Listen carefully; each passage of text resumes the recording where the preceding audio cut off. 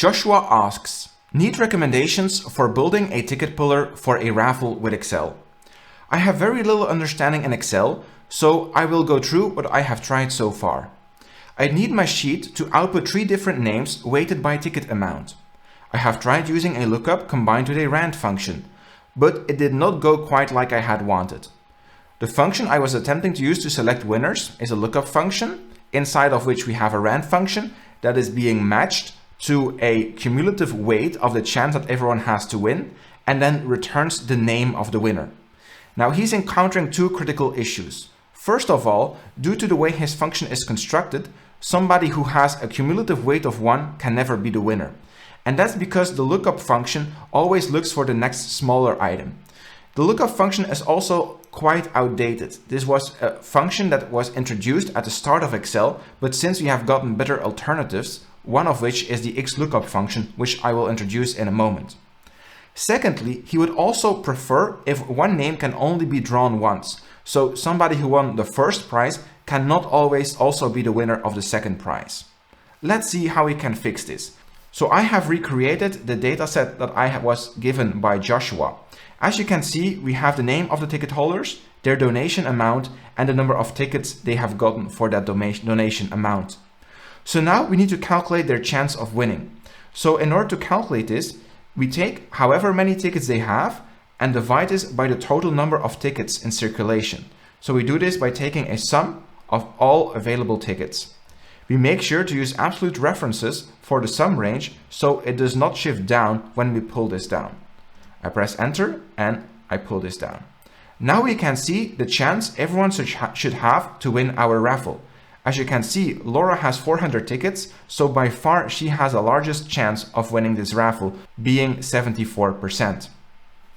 Now, when we take a look at the rand function, that is also the function we will be using to calculate a random chance, we simply write =, rand, opening and closing the parentheses without any arguments. If we press enter, we will be getting a number between 0 and 1. So this represents 0% to 100%.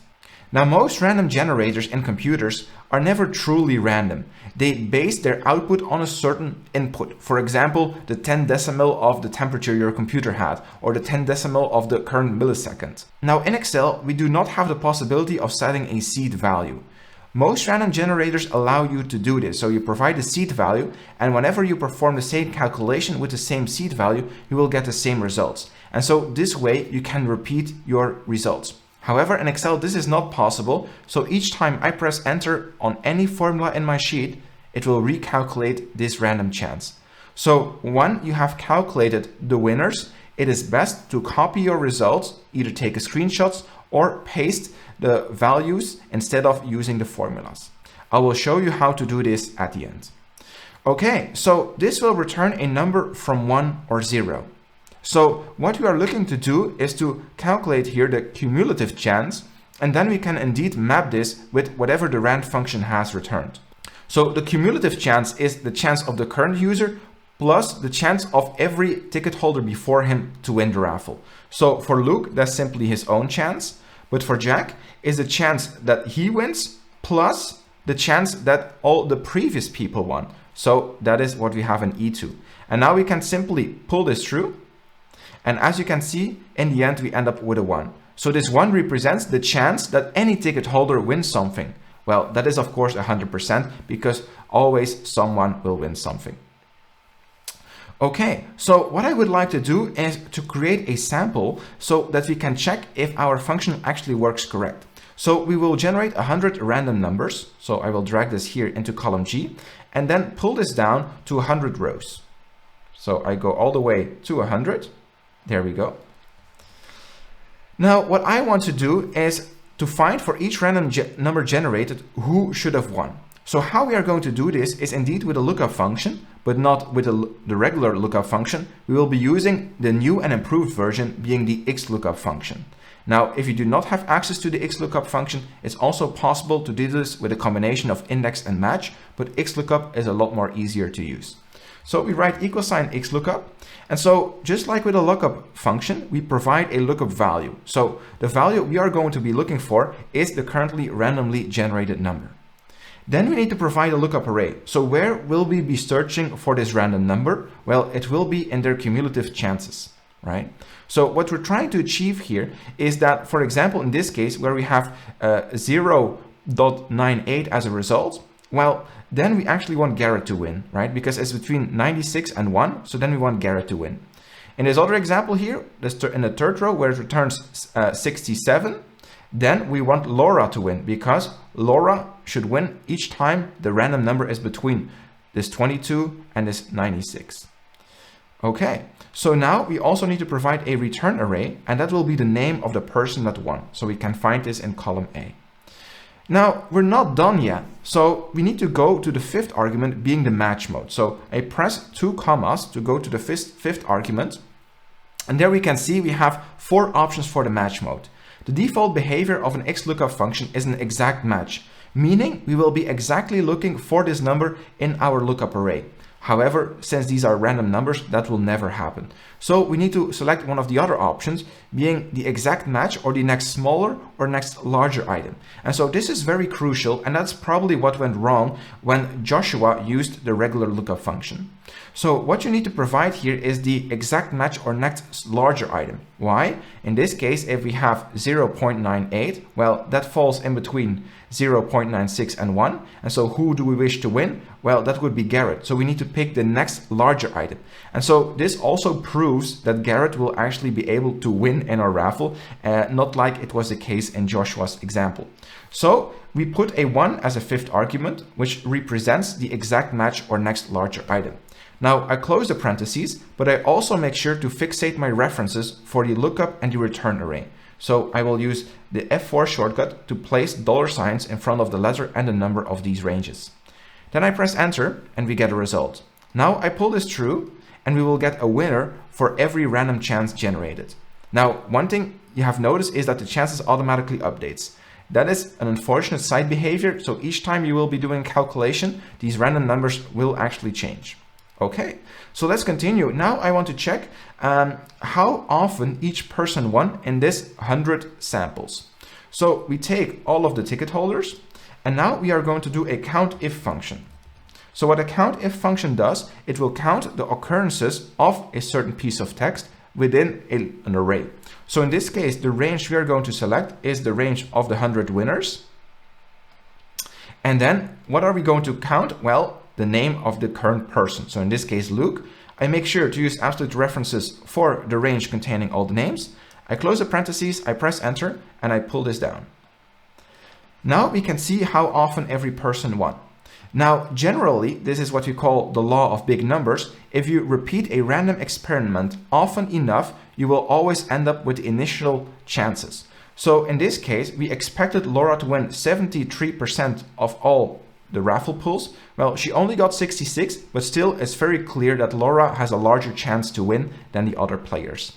We can also see, for example, that Garrett won 5 times, even though he was only expected to win 4 times. So if we would have repeated this experiment even more, let's say 1,000 or 10,000 times, these numbers would be closer to their actual chances. But we can already see that it kind of makes sense, right? So the higher your chance, the more often you will win. I think the biggest anomaly here would be Sarah, who won 11 times, even though she was only expected to win 4 times. So she was really lucky. But I think we have proven that indeed our function is correct. Now, let's get rid of this as such. And now, next to cumulative chance, let's actually calculate the winner. So we have a first prize.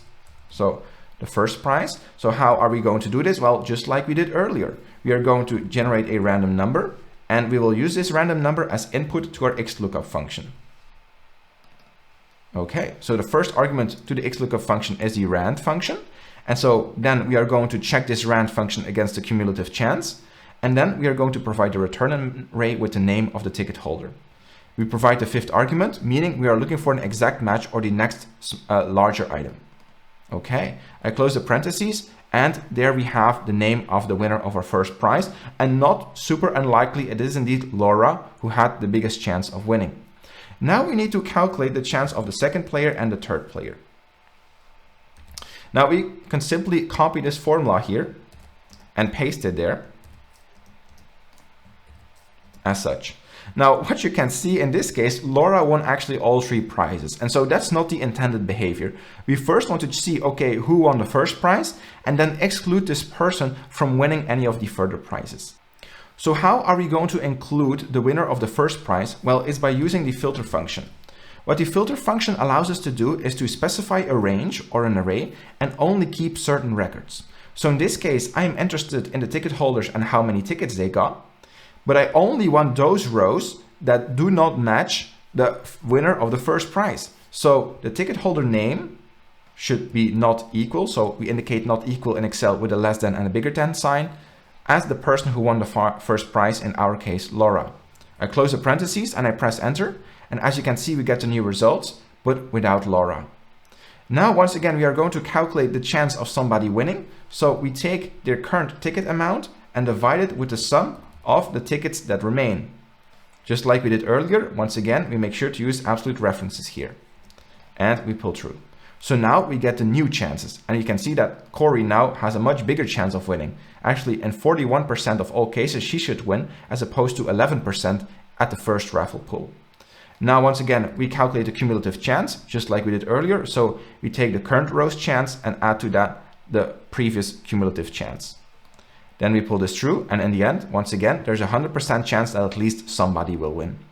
And so now for the second winner, we will not be referencing the first column, but we will change our references to actually use our new table. And so this will guarantee that Laura will not be the second winner, or in this case, Jack was the first one. So the person who did win the first prize will not be the same one as winning the second prize. Okay, so we press enter, and you can see the first and the second one are indeed different. And this is not by accident, this is by design. So now we repeat this for the third prize as well. So once again, we use a filter function. And so we are filtering the previous range. So we take how many tickets they have and their names. And what we are going to filter is, well, the name should not match whatever was returned as the second winner. So we take the list of names, and it should not be equal to the name of the second winner. I close the parentheses and press enter. And so there we get our new range. Now, once again, the chance, that is equal to however many tickets you have divided by the sum of all tickets remaining. As such, I make sure to use absolute references for my sum range. I press enter and I pull this through. Once again, we calculate the cumulative chance. So your current row's chance plus the previous cumulative chance as such. And there we have our new chances. Now, all that's left to do is to change the last variable here. So the third prize, well, we're not referencing this table anymore. We pull this through as such and adjust the range. Just like that. And now we press enter. And there we have the names of our 3 winners. And those names will never be the same. So one person can only win 1 prize. Now, what is a risky thing is that each time you open up this Excel workbook again, these names will change because the rand function will actually change. So as you can see, as I press enter, we actually get different results. So you could either take a screenshot of this, or what you could also do is simply select all of these cells and then click on copy and then paste them as values. So this is a special paste option. And when you do this, the formulas inside of these cells will actually be replaced with the actual names of the people that won. So if I now press enter, you see nothing changes. Now it's set in stone.